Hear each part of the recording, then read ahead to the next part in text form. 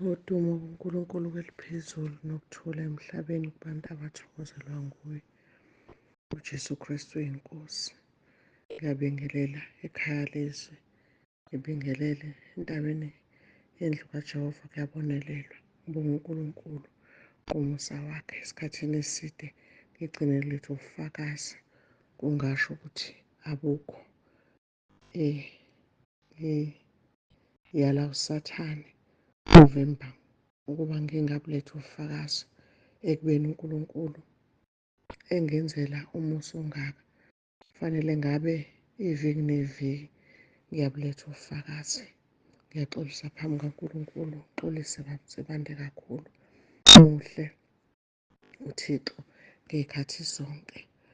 Angazi nala kufanele ngiqale khona ngendlela uNkulunkulu engimbone yiyo phakathi kwaleli khaya.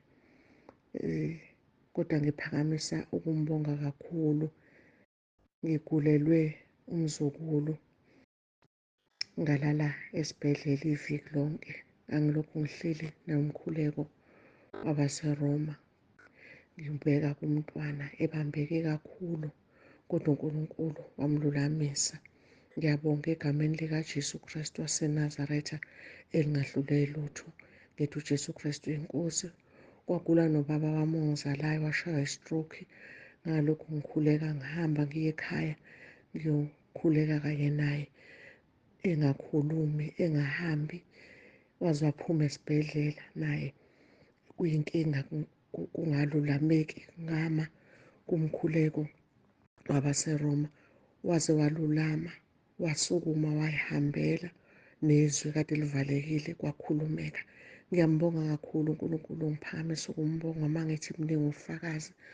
Kwakhiwe indlu la ekhaya ngendlela engingayazi ukuthi ngingayithini, kade kudilizwa nje indlu yabantwana. uNkulunkulu wavula amasango, kwakhiwa indlu osekuyiyona sekuyiyami enkulu, wehlisa imana uJehova.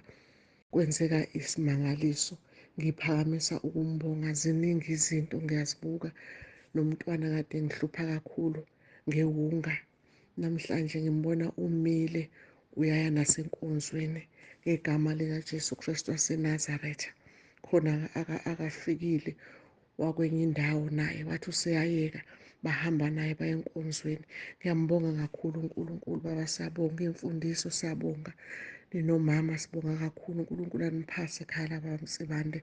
uJesu Kristu inkosi, uJesu Kristu inkosi, uJesu Kristu inkosi.